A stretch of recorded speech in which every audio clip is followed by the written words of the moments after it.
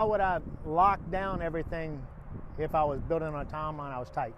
I would go to the foundation guy. I'd say, okay, how much time do you need to do the foundation? When can you start? And then I would say, I would get a contract that stated exactly that. We're going to start on this date, and this is when it's going to be done. And then I might would put in a little clause that says, hey, every day you're not done is a $200 fine. Okay. And that way they're done. If they're not done, then they got to start taking money off of what they're charging. And it just holds them accountable. I might would tell the electrician, how long is it going to take you to wire the house? When can you start?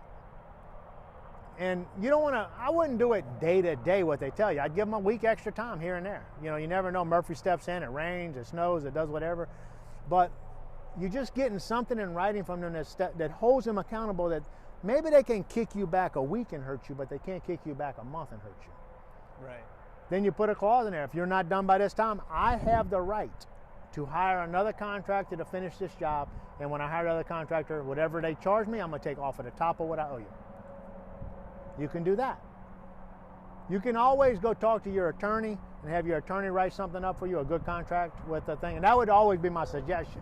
Hire an attorney and let them write you a standardized contract that's going to hold up in a court of law and help you be successful with your build too.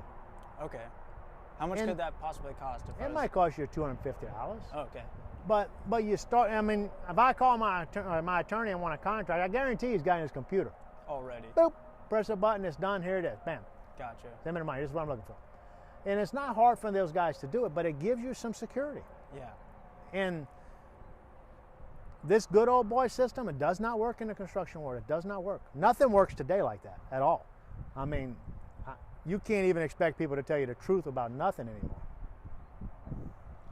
But, you know, so I would get the proper contracts in place. I would get the proper dates, what they're going to do. How much money do they want when they frame it? Which is all of it, because that's all they're going to do. But your air conditioning guy, okay, how much money do you want to come in and do the rough in? Roughing? The rough in. So he's going to put he's not going to install my units yet, but he's going to put copper pipe outside for us to put the unit outside. He's going to put all the copper pipe for inside, so we can do that. He's going to make everything ready. He's going to put the ductwork in the ceilings or under the house, wherever he's doing it. How much does he want for that? And then how much does he want when he comes in and finishes the rest of it? Now, if it's 50 and 50, I'm going to say no.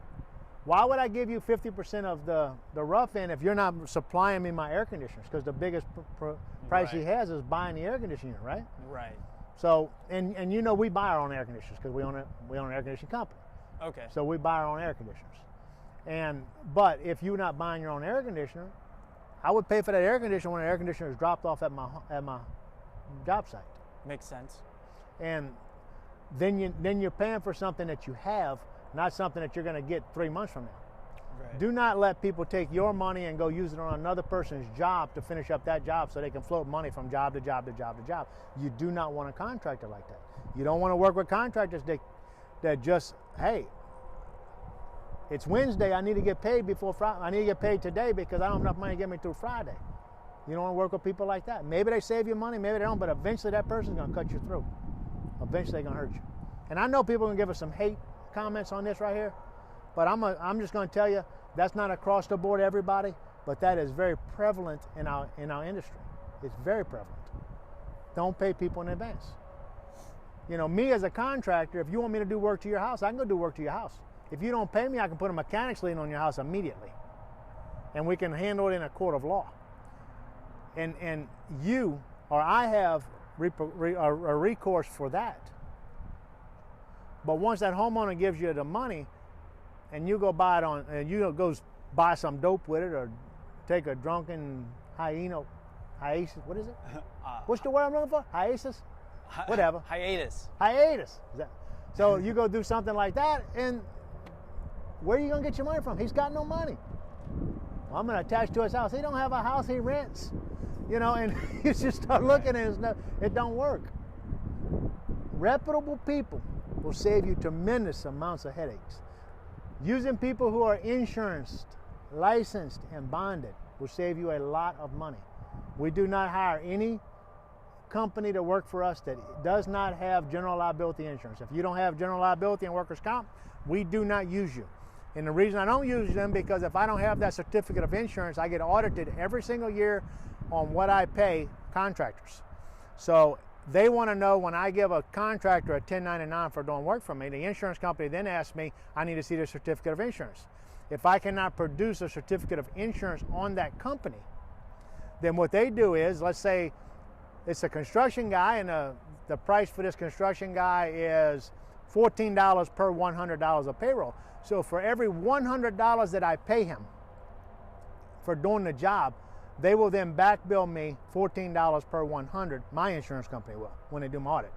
So we have to be able to present a certificate of insurance on every job site, on every single contractor we use. And I would encourage you to do that, because it just keeps it clean. It keeps you safe. It keeps you protected. It keeps you from getting sued, and it keeps you from having to sue other people. Suing people is expensive, and it is not a fun process. Stay away from it as much as you possibly can, because it is a lose-lose situation. People throw it away. They throw that term around all the time. I'm going to sue you. I'm going to sue you. I'm going to sue you. It's not that easy. It's difficult. So understand that it's not easy. So when you're contacting these plumbers, electricians, contractors, you've never built a house before, you're calling them, maybe you already have plans and even a property in mind, calling them and saying, you know, hey, this is the first time I've ever built a house. Is that not a good start? So if somebody came up to me and they said, Winston, I'm going to be building a house right down the road, you know, how about you mentor me through that house? I'll give you $1,000 to mentor me. We'd sit down and talk, and I say, okay, I'll come look at the framing when the framing is done. I'll look at this when this was done. We can talk about it here and there. And okay, I'll help you. So people can do that. Now, I'd probably help somebody for free, but people can do that in their market. Just find somebody to help you make sure that you're successful. And there are people out there, there's a lot of people that don't want to train up at their competition. But if I'm building my own rental house, I'm not selling this house, I'm going to rent this house out. So if I'm building my own rental house and I go ask another builder, hey, can you give me some advice on this? I'm not his competitor. I'm not going out there to open up a company to compete against him. We help anybody that wants to rent. If you want to be a landlord and you want to learn how to do what we do, we help you, because I don't view anybody as my competition. I mean, it doesn't matter. I mean, we're 6 million, 4 million to 6 million houses short in our country right now in inventory. Right. Who's my competition? Nobody. Go freaking build a house and sell it, or build a house and rent it. There is no, the competition ain't there. Right. You know, that's not what it's about. And you're creating your own supply anyways. Yeah. So again, we're going to build this house, and I'm going to have, you know, 270 or so in it, land included, 280, under 300 for sure, land included, and it'll be worth close to $500,000, full 50. So I'm gonna go to the bank, I'm gonna pull all my money back out. I'm not gonna have any money invested in this deal, no cash, and it's still gonna make me money every single month. That's my only goal. Exactly. That's what I do.